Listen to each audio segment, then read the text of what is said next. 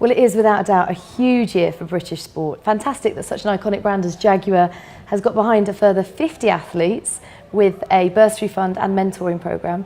Can you just tell me why it's important for you to be involved on a personal level? Well, I think it's important just because I kind of have a story to tell, and I think the kids like to hear the story.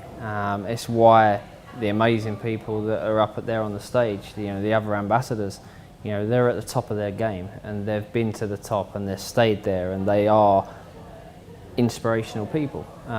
So for myself to be involved in this, to be involved with obviously Jaguar, and then to be involved with the academy, I think it's a perfect mixture.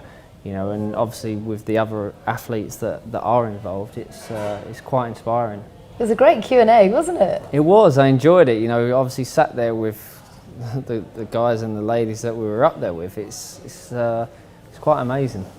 Looking out actually at the audience, looking up at you, they're all kind of open mouthed, and when the camera sort of turned on them to ask their questions, yeah. I mean, that was a big nerve-wracking moment for them, but there were some real gems in there. And from what you heard, what do you think they'll walk away with from today?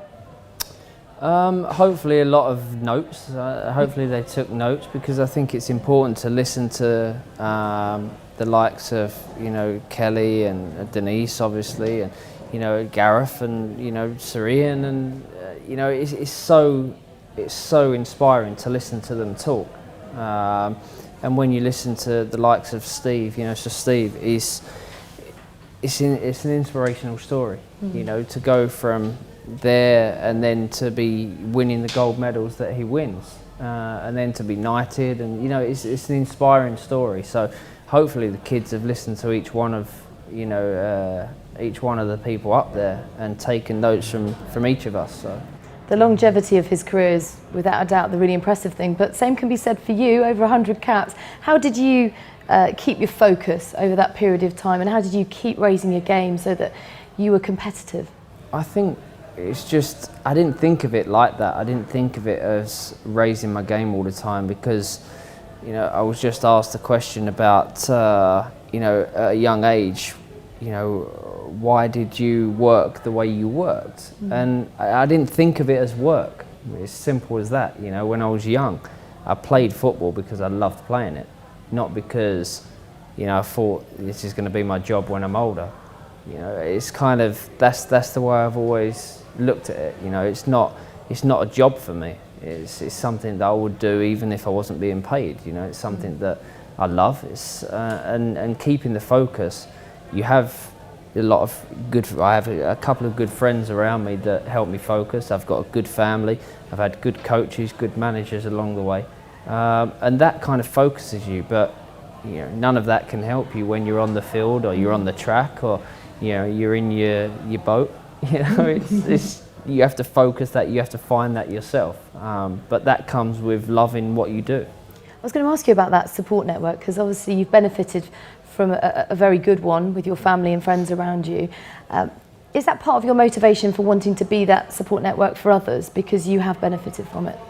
Yeah, I think it's become more apparent that that I can do that. Over the last few years, because when I was 25 and playing the game and enjoying myself, it kind of, when you get older and you kind of become a little bit wiser, you know that then you can start passing on information that is going to help young kids and help future England players or future runners. It's something that you can pass on and hope that it helps. So who were your big heroes growing up? Who did you aspire to be?